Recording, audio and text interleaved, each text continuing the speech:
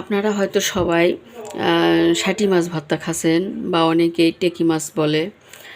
তো আজ আমি শৌল মাছ ভর্তা করব। যারা খাননি অবশ্যই একবার খেয়ে দেখবেন, খুবই মজা লাগে, খুব ভালো লাগে। এই তো আমি পেঁয়াজ কেটে নিয়েছি, তারপরে রসুন দিয়েছি, এর ভিতরে রসুন দিয়েছি, আর এই তো কাঁচামরিচ, এটা দিয়ে আমি ভর্তা করব। এখন আমি একটু কালারের জন্য হলুদ দিব, এই তো হলুদ, আর আমি কিছুই দিব না। এখন আমি পরিমাণ মতো একটু পেঁয়াজ আর মাছ মরিচ সিদ্ধ হওয়ার জন্য একটু পানি দিব, খুব অল্প, এইটুকু না।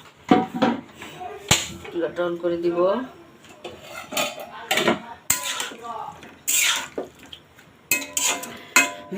এখন আমি ঢাকনা দিয়ে ঢেকে দিব।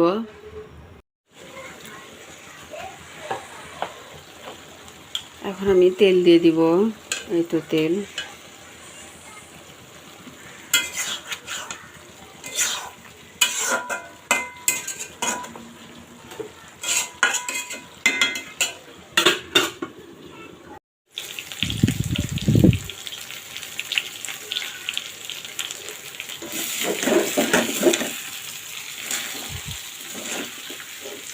এই তো হয়ে গিয়েছে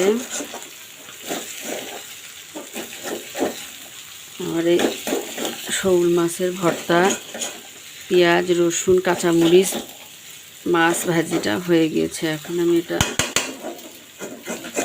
ভর্তা করব।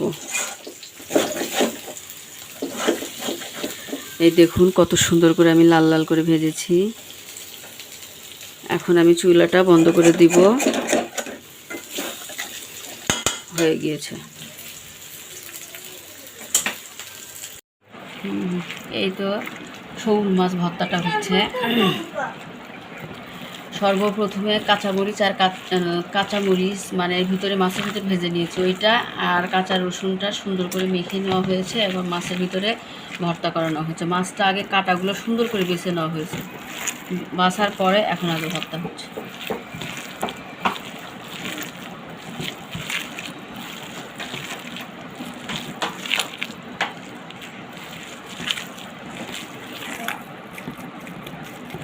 আপনারা কে কে শৌল মাছ ভর্তা খান অবশ্যই কমেন্ট করে জানাবেন।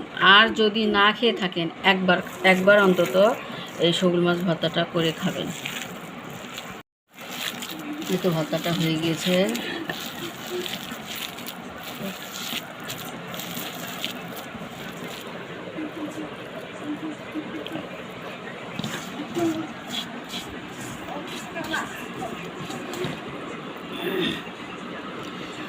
এই তো আমার শৌল মাছ ভর্তাটা হয়ে গেছে দেখুন।